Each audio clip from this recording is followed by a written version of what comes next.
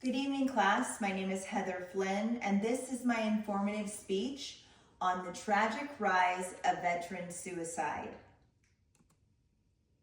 My specific purpose in selecting this extremely heartbreaking and difficult topic is to educate those around me about the tragic rise in veteran suicide and the importance of enabling more extensive programs for our veterans in order to help them receive the help they so desperately need before it's too late.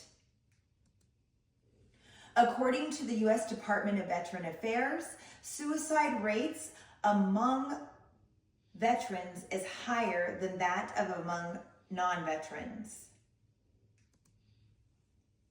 According to the American Psychological Association in 2019, 2.2 times higher among female veterans compared with non-veteran adult women.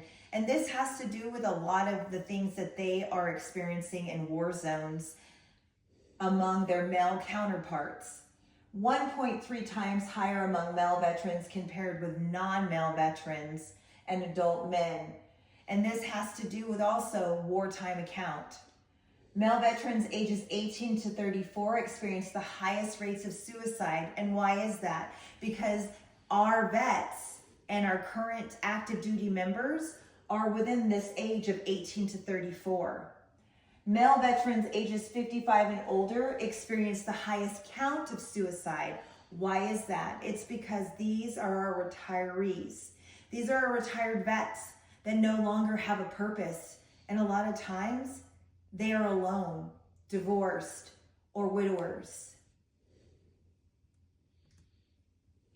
Factors in the tragic rise of veteran suicide. Number one, high exposure to trauma, stress, and burnout. They experience so many things that we will never understand, especially in times of war.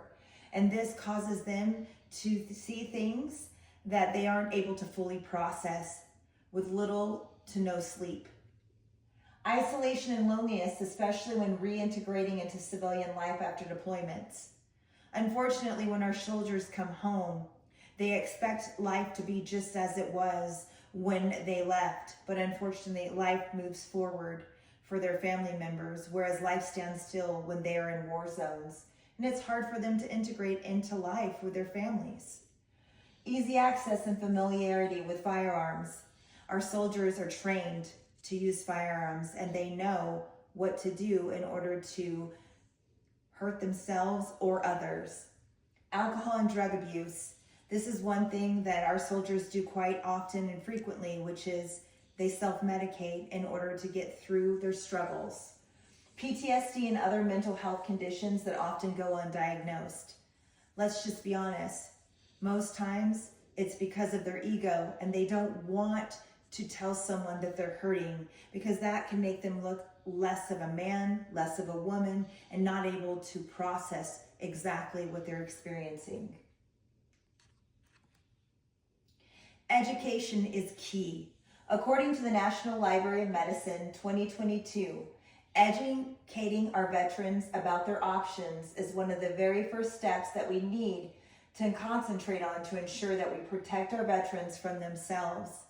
The key is not just protecting our veterans from themselves, but also protecting our veterans' families and helping them with keys to be able to understand and help their loved ones who are veterans integrate back into the real world.